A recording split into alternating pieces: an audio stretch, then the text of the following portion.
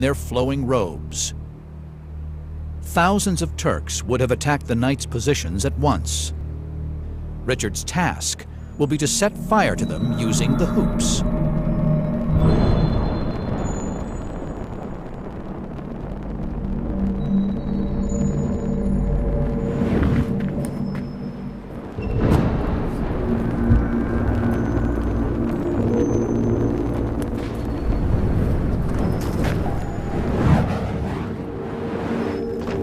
Despite their simple appearance, the damage caused by Richard's fire hoops is remarkable. It gives us an indication of why the weapon was so critical to the knights.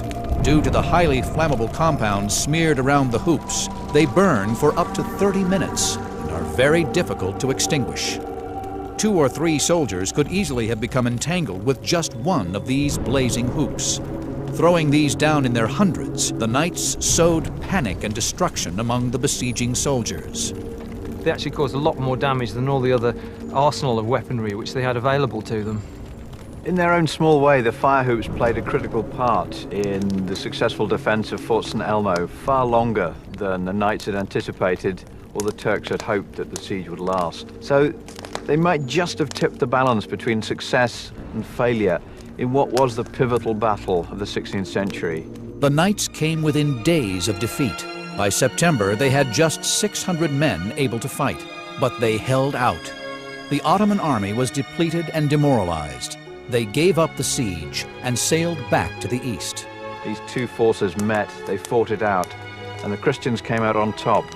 This time, a little bit of skill, bit of luck, some new weapons, but ultimately the Christian West would triumph because it had a more powerful economy, more innovative technology, and within 150 years, the Ottoman Turkish Empire was a backwater, and it was the Christian West that ruled the world.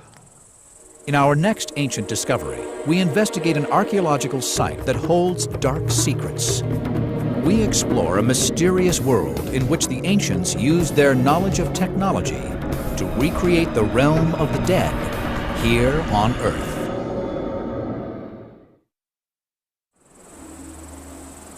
In northern Greece, in the middle of the 20th century, archaeologists uncovered a strange site that had remained hidden for over 1,000 years. It was a mystifying maze of corridors and rooms leading to a central sanctuary. In a stone chamber hidden underground, the archaeologists discovered figures of ancient gods. More intriguing were the remains of substantial machinery. Now, ancient historian Michael Scott has set out on a mission to discover the site's secrets. Well, since 1953, finds have been coming to light at this site that has left us with a mystery. We have a heavy-duty machine here. We have counterweights made of solid iron. We have ratchets, which would have been used as a kind of braking mechanism. But what is this machine? Opinions are divided. On the one hand, some people think that we have some kind of catapult, or indeed several catapults. The iron machine parts date to the 3rd century BC. If they had a military use, experts suggest they would probably have been part of a large catapult that could have been used to defend the site. There is another, more compelling theory, that the machinery was somehow connected with secret occult ceremonies that were practiced here.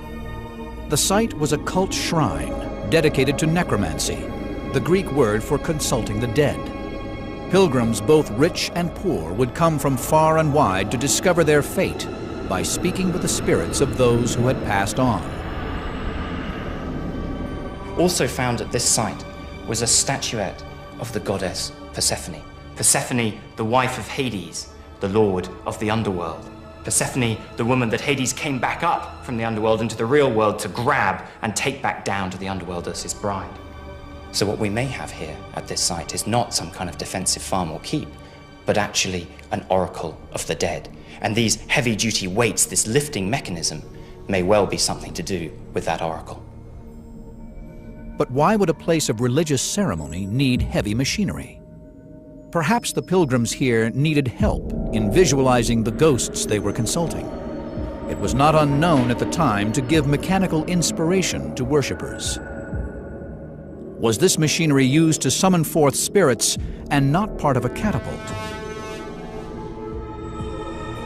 Michael is taking the route the ancients took to the site, but this time to unlock its mysteries, not to take part in them. You chose to consult an oracle of the dead if there was particular information that only that dead person knew that you now needed. You went to the oracle of the dead as something of a last resort. You had to be bold, strange, or desperate to go anywhere near them. To recreate the awe-inspiring experience, Michael follows the same route that would have been traced by an ancient pilgrim, as described by Herodotus in his book, The Histories, written in the 5th century BC. Herodotus locates the Oracle of the Dead on the river Acheron in the northwest of Greece. It still flows into the sea near the ruins of our ancient site. In Greek mythology, the Acheron was one of the rivers that flowed into Hades, the hell of the ancient world. The souls of the dead were ferried across by the boatman Charon. Visitors to the oracle would have passed this way and been reminded that the underworld was near. To come here on the Acheron River, to follow that route in search of the oracle of the dead, is to get back into the footsteps, to make the journey that those ancients made all the way to try and find the answer to their questions. And so it makes it so much more real, so much more exciting, so much more vivid to understand exactly what they felt as they made that journey. The Oracle of the Dead was called the Necromanteon in Greek, from which we get our word necromancy, speaking with the dead. The shrine was known in ancient texts of Herodotus and Strabo as one of the gates of hell. Destroyed by the Romans in 167 BC, it was buried in the rubble of time. The site was rediscovered and excavated in the 1960s, which is when the machine parts were discovered. The location corresponds to descriptions in the ancient texts. This is the Oracle of the Dead and a gate of hell. This is the place believed to be the heart of the Oracle of the Dead. It's where the visitors to the Oracle could get in touch with the souls of their dead relatives. The maze of corridors and rooms begins to make sense. Someone who consults an oracle is known as a consultant. After rituals of purification and sacrifice, he or she followed the narrow and winding passages to the central sanctuary. This is where the mysterious machine parts were discovered. After the long stages of preparation, and perhaps up to 29 days of fasting, the consultant came here, the final turn before entering the room of the Oracle of the Dead. Here, he may well have been fed with hallucinogenic beans and herbs that were meant to give him an intensely heightened sense of the ghost that he was about to experience. And so he took that final turn and went into the room.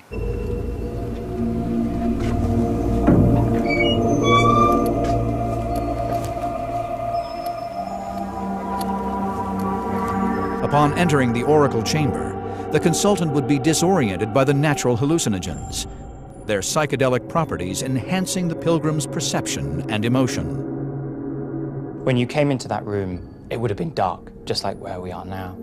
The priests would have been chanting more and more incessantly, creating the atmosphere. And then, out of nowhere, out of the mists of time and the underworld itself, came a vision of that spirit, and perhaps a voice echoing up, answering your question.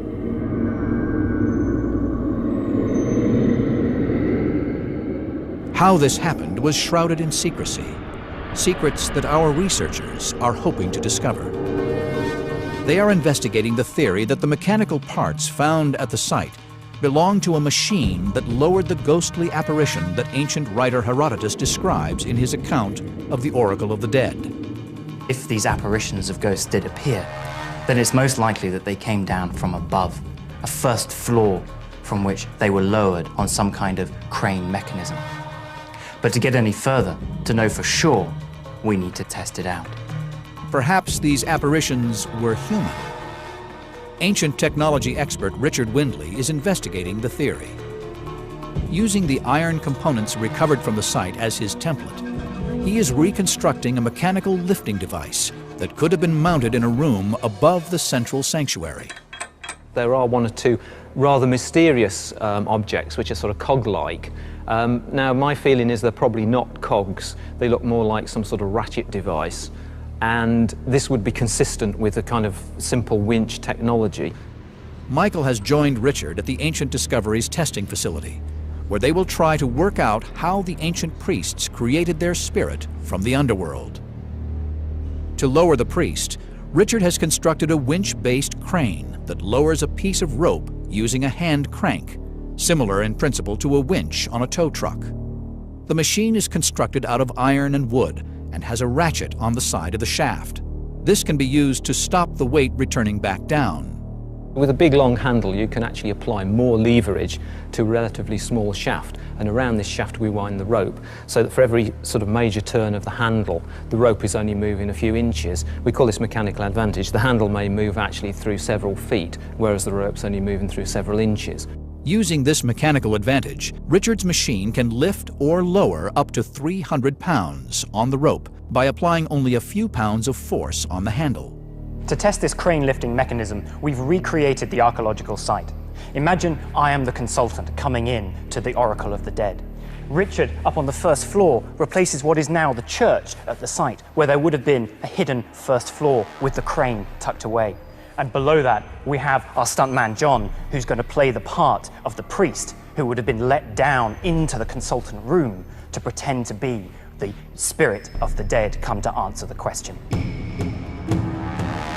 Such a machine was common in the theaters of the ancient world to lower gods from heaven onto the stage. Here, it is used to summon a spirit from hell.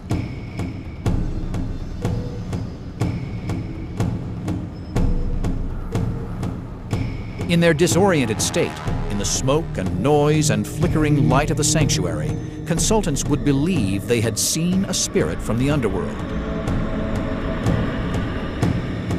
As the consultant came into the chamber and saw through the mists the priest pretending to be that spirit of the dead the consultant had come so far to talk to, the consultant may well have finally got his answers to the questions he had sought. The consultation finished with the pronouncement of the oracle. The consultant was sworn to secrecy about what he had witnessed, or rather believed he had witnessed. He was ushered out of a side door, firmly believing in his encounter with the dead. There wasn't a question of whether they believed or not believed. There was no alternative to the fact that the gods controlled the world and that the dead lived in the underworld. That was the way things were. And so when they came here, when they saw, or at least thought they saw, the spirits of the dead rising once again, it's almost certain that they would have believed what they were seeing, because they had no reason to question it. Archaeological discoveries in Greece and at the Ancient Discoveries testing facility have revealed the technology behind the supernatural. We now know that the spirits were summoned not by magic, but by machinery. Religions, cults, and secret